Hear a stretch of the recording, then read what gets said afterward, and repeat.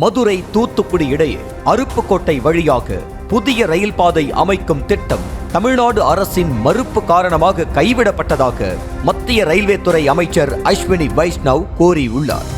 இந்த விவகாரத்தில் மத்திய அமைச்சரின் பதிலை மறுத்து திமுக தரப்பிலிருந்து கடும் எதிர்வினையாற்றியுள்ளனர்.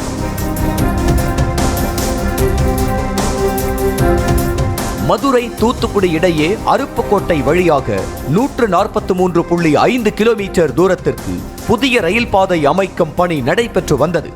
இந்த நிலையில் சென்னை ஐசிஎஃப்பில் ஆய்வு முடித்த பின்பு செய்தியாளர்களை சந்தித்து பேசிய ரயில்வே துறை அமைச்சர் அஸ்வினி வைஷ்ணவ் மதுரை தூத்துக்குடி ரயில் பாதை திட்டம் வேண்டாம் என்று மாநில அரசு எழுத்துப்பூர்வமாக எழுதி கொடுத்ததாகவும் அதன் காரணமாக திட்டம் கைவிடப்பட்டதாகவும் தெரிவித்தார்.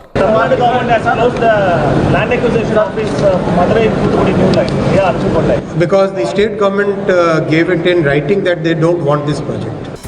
இதற்கு வலு சேர்க்கும் விதமாக பாஜக மாநில தலைவர் அண்ணாமலை தனது எக்ஸ் பக்கத்தில் அருப்புக்கோட்டை வழியாக செல்லும் மதுரை தூத்துக்குடி புதிய ரயில் பாதைக்கு சுமார் 870.98 ஹெக்டேர் நிலம் தேவைப்பட்டது.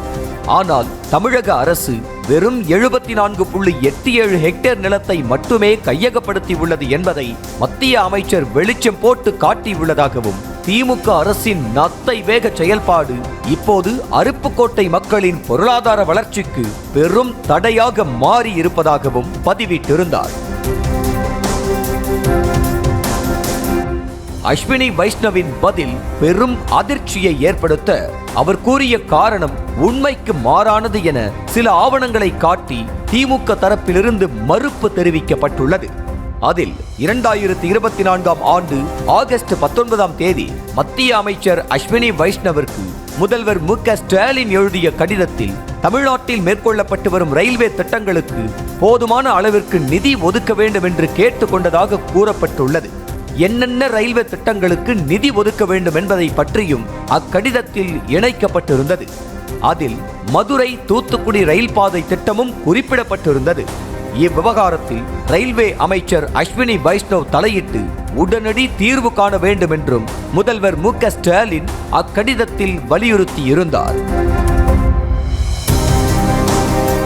இந்த நிலையில் மத்திய அமைச்சரின் குற்றச்சாட்டுக்கு பதிலளிக்கும் விதமாக தமிழ்நாடு போக்குவரத்து துறை அமைச்சர் எஸ் சிவசங்கர் மதுரை தூத்துக்குடி புதிய அகல ரயில் பாதை அமைக்கும் திட்டத்திற்கு ரயில்வே துறையால் நிலத்திட்ட அட்டவணைப்படி 926.68.84 ஹெக்டேர் நில எடுப்பு செய்து ரயில்வே துறைக்கு ஒப்படைக்குமாறு மதுரை, விருதுநகர் மற்றும் தூத்துக்குடி மாவட்ட ஆட்சித் தலைவர்களிடம் கேட்டுக்கொண்டதன் அடிப்படையில் இத்திட்டம் 2 பகுதிகளாக பிரிக்கப்பட்டு நில எடுப்பு பணி மேற்கொள்ளப்பட்டதாக கூறியதுடன் அரசாணை எண்களுடன் விளக்கம் அளித்துள்ளார்.